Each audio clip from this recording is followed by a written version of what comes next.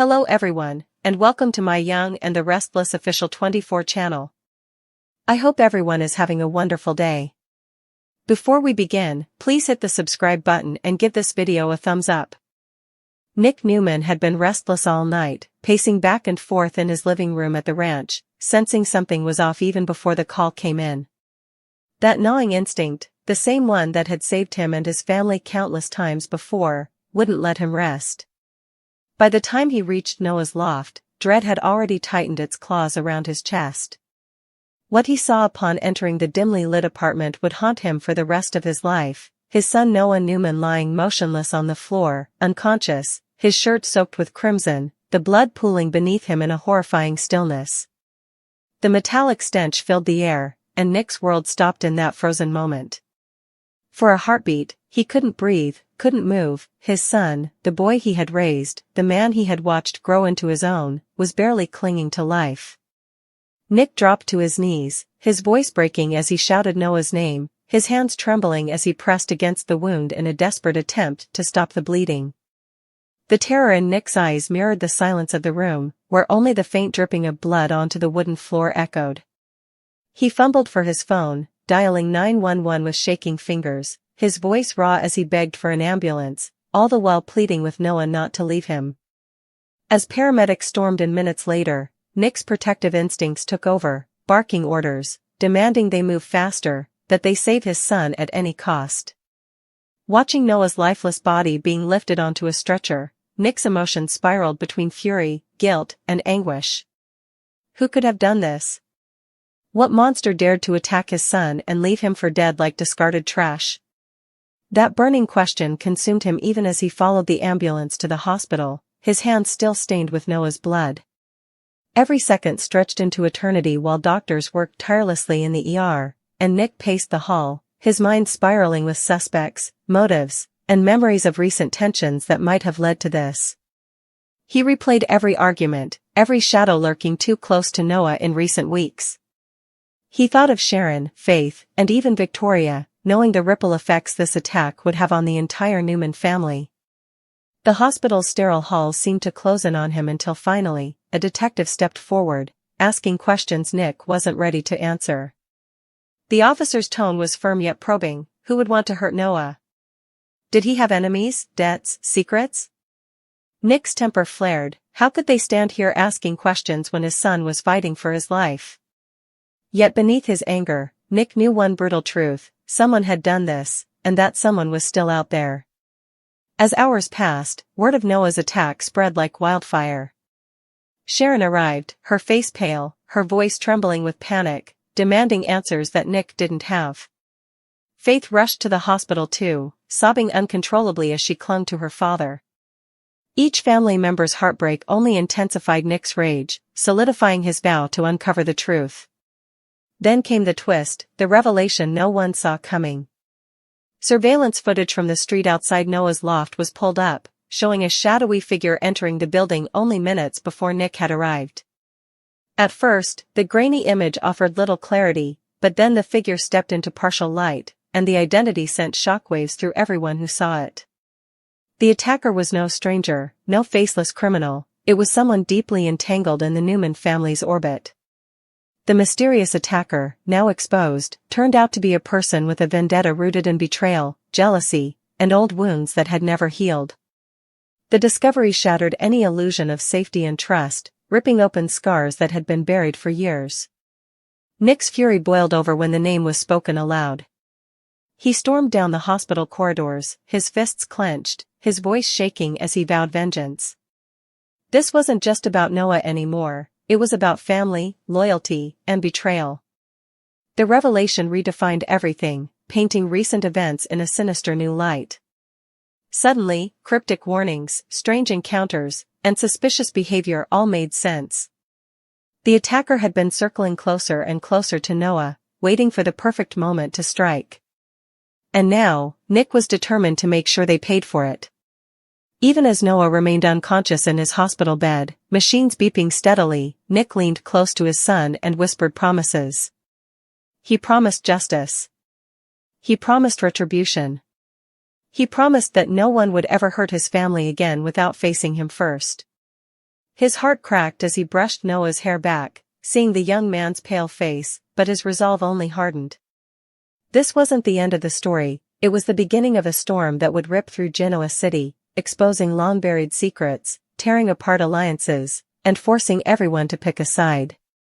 Because once the mysterious attacker was revealed, nothing in the Newman family, or in Noah's world, would ever be the same again. The sterile hum of the hospital machines did little to soothe Nick's frayed nerves. Hours had passed since Noah had been rushed into surgery, yet each tick of the clock felt like a personal assault. He had replayed every detail of what he saw at that loft 1,000 times, the lifelessness in Noah's eyes, the blood pooling like a cruel lake around his body, the way his son didn't even flinch when Nick shouted his name. Those haunting images gnawed at his sanity, fueling a dangerous fire inside him. But what truly consumed him now was the face he saw on that grainy surveillance footage, the attacker, exposed for who they truly were. And the name still made his blood boil every time he heard it whispered in the hospital corridors. The identity wasn't just a shock to Nick, it was an earthquake that shook every corner of the Newman family. Sharon had collapsed into a chair, her hand covering her mouth in disbelief when the detective revealed the attacker. Faith cried out, refusing to believe someone they trusted could sink so low. Even Victoria, hardened by years of betrayal and corporate warfare, looked pale as the truth settled over her like an icy shroud. The room had been filled with gasps and murmurs, but Nick had only one reaction, rage. He stormed out of the waiting area, slamming his fists against the cold hospital wall, ignoring the pain shooting up his arm. "Why him?" Nick muttered under his breath. "Why Noah? What did he ever do to deserve this?" His voice cracked as he spoke aloud, though no one was there to answer. But deep down, he already knew, this wasn't just about Noah.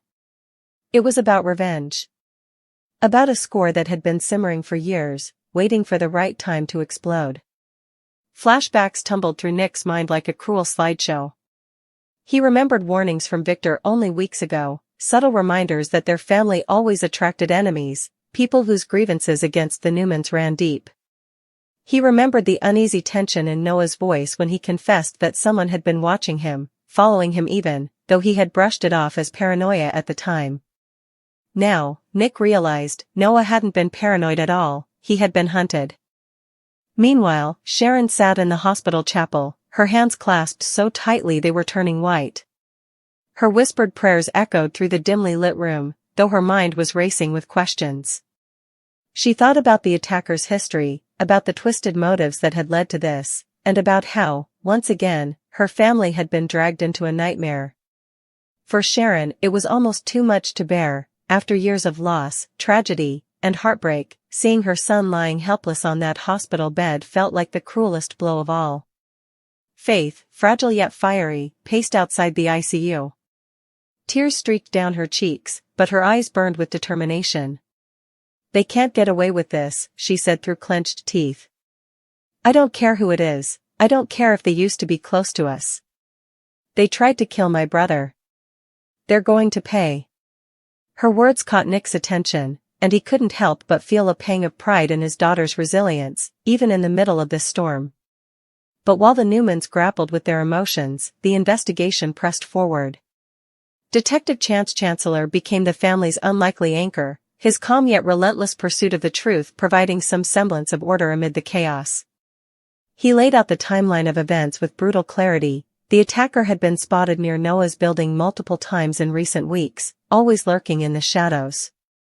They had entered the loft shortly before Nick's arrival, suggesting they had planned the ambush carefully. The evidence left behind pointed to a premeditated assault, not a crime of passion.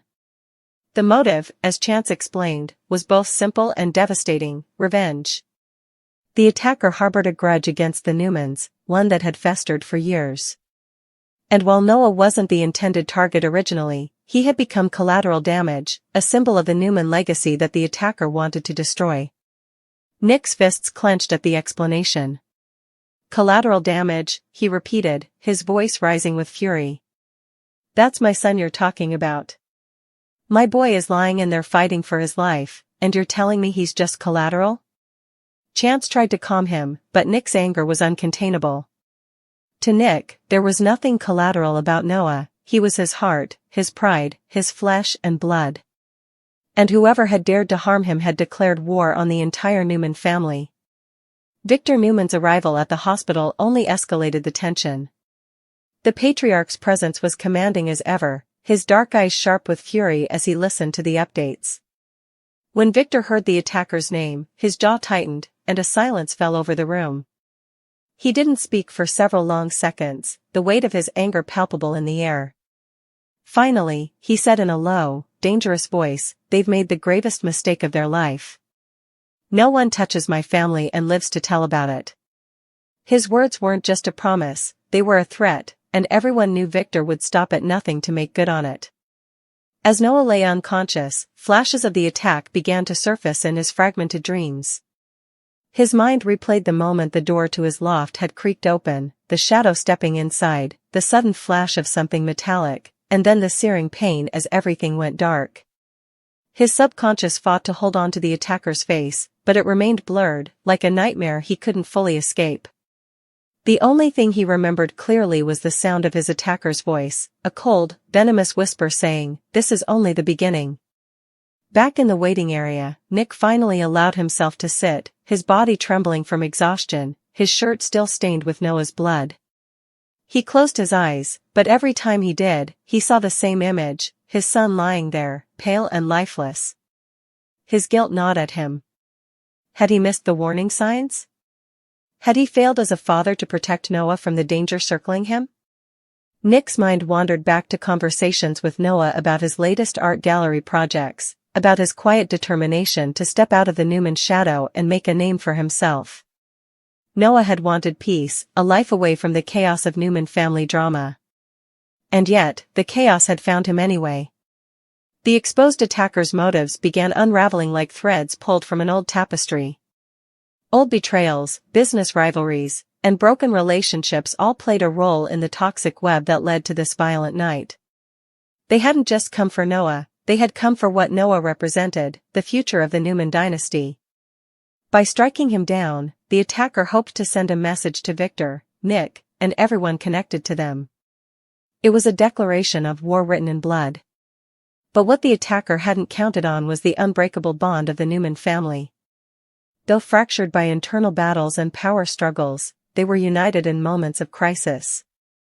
Sharon's grief, Nick's rage, Faith's determination, Victoria's resolve, and Victor's ruthless will combined into a force the attacker had underestimated. And when Noah finally woke up, because Nick refused to believe he wouldn't, the family knew they would stand together to protect him and bring the attacker down. The long night stretched on, filled with whispered prayers, angry outbursts, and moments of fragile hope. When a doctor finally emerged from the ICU, everyone held their breath. "He's stable," the doctor said, though the words came with a warning. "But the next 24 hours are critical." Relief washed over Nick like a tidal wave, though the battle was far from over. He rushed to Noah's bedside, tears stinging his eyes as he saw his son connected to tubes and machines, his chest rising and falling slowly but steadily. Nick took Noah's hand in his own, whispering, "You're going to make it, son. I swear to you, you're going to make it. And when you do, I'll make sure the person who did this pays for every drop of blood they spilled." Outside the hospital, the city of Genoa seemed eerily quiet, unaware of the storm brewing inside its walls. The mysterious attacker, now exposed, was out there somewhere, their identity no longer a secret, their vendetta laid bare. But the war they had started was far from finished. For Nick, for Victor, for Sharon, and for the entire Newman family, the attack on Noah wasn't just a crime, it was personal. And as Nick stared at his son's fragile form, he knew one thing with absolute certainty: this was only the beginning of a battle that would tear Genoa City apart. The reveal of the attacker's identity didn't just shatter the Newman family, it sent ripples through the entire community. When the grainy surveillance footage was enhanced and the face came into full focus, jaws dropped. The mysterious figure was none other than Tyler Michelson, Noah's former mentor and business partner, a man once considered almost family.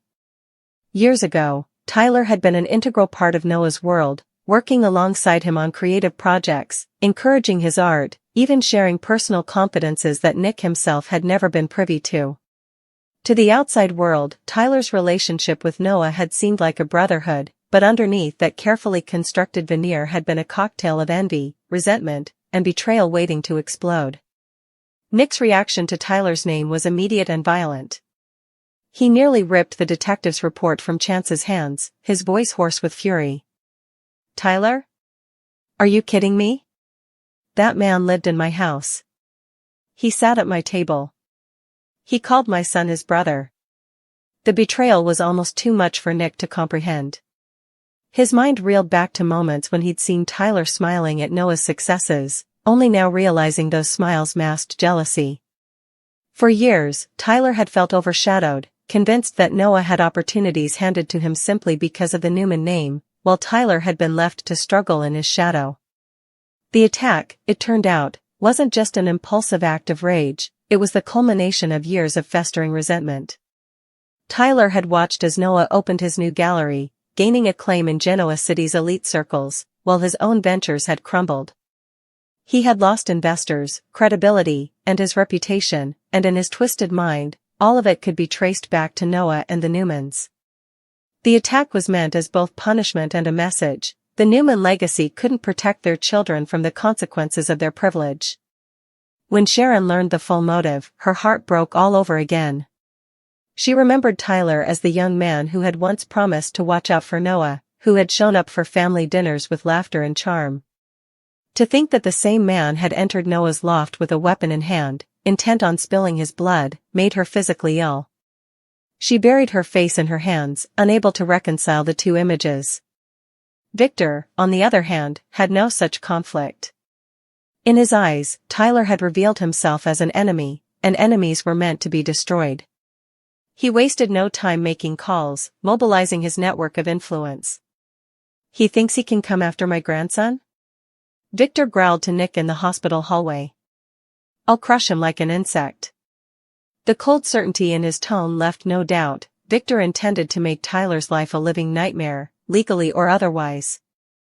But Nick wasn't willing to wait for his father's strategies. The sight of Noah lying unconscious, tubes connected to his body, haunted him every second. His protective instinct screamed for action, not patience. He confronted Chance in the hospital lobby, demanding to know why Tyler hadn't already been dragged into custody. "You have the footage. You have the motive. What are you waiting for?" he shouted. Chance, ever calm, reminded him that evidence needed to be airtight to secure a conviction. But Nick didn't want a conviction, he wanted vengeance. Meanwhile, Tyler himself was spiraling. The moment the footage was released, his carefully hidden double life unraveled. Friends turned on him, associates cut ties, and whispers followed him everywhere he went. He had expected to feel satisfaction after striking Noah, but instead he felt something darker, a gnawing emptiness that only grew worse as news spread that Noah had survived. Tyler had failed to finish what he started, and now the entire Newman family was coming for him. The predator had become the hunted. In a dimly lit motel on the edge of town, Tyler replayed the night in his mind. He remembered the look in Noah's eyes when the blade cut into him, not fear, but shock, as if he couldn't comprehend the betrayal. That look haunted Tyler's dreams, blurring the line between triumph and guilt. He tried drowning it in whiskey, in pills, but nothing silenced the echo of Noah gasping for breath. The truth was unavoidable. Deep down, Tyler had once loved Noah like a brother, and that made his betrayal even more poisonous. Back at the hospital, the Newman family held a vigil at Noah's bedside. Sharon barely left his side, whispering words of comfort even though he couldn't hear them. Faith sat curled in a chair, her eyes red from crying but her gaze fixed on her brother, refusing to leave him alone. Victoria, though shaken, tried to steady Nick, reminding him that acting recklessly could cost them more than they were ready to lose. But Nick was inconsolable. His every thought was consumed by the image of Tyler walking free while Noah lay broken in a hospital bed. The turning point came late one night when Noah finally stirred. His eyelids fluttered, his lips parted, and a weak groan escaped. Sharon gasped, rushing to call for the doctor, while Nick clasped his son's hand tightly. Tears filled his eyes as he whispered, "I'm here, buddy. I'm right here." Noah's voice was faint, barely audible, but his words sent a chill through the room. "It was Tyler," he said. "It wasn't over." The room went still. Noah's confirmation was the final nail. The attacker wasn't just exposed, he had declared war. That single statement galvanized the family. Victor began pressing the police harder, using every resource at his disposal to locate Tyler. Chance increased patrols around the hospital, warning that Tyler might try to finish what he started. Nick, however, couldn't stand by and wait any longer. He began his own search, reaching out to old contacts, piecing together Tyler's last known whereabouts. His obsession grew until even Sharon began to fear what he might do if he found Tyler first. The tension reached a boiling point when Nick tracked Tyler to the rundown motel. Standing outside the door, Nick's fists clenched, he could hear movement inside. Every fiber of his being screamed to burst through and end it, to make Tyler bleed the way Noah had bled. But a voice in the back of his mind, Sharon's voice, Noah's voice, urged him to pause. Would killing Tyler bring Noah back to health? Would vengeance heal the wound in his heart, or only deepen it? Nick kicked the door open anyway. The sight of Tyler, disheveled and reeking of alcohol, sitting on the edge of the bed with a half-empty bottle, ignited every ounce of rage inside him. Tyler looked up, his eyes bloodshot, and for a moment, silence hung between them. Then Nick lunged, grabbing him by the collar, slamming him against the wall. "You tried to kill my son," he roared, his fists trembling inches from Tyler's face. Tyler didn't fight back, instead, he smirked, a twisted expression of defiance. "Your son was just the beginning," he sneered.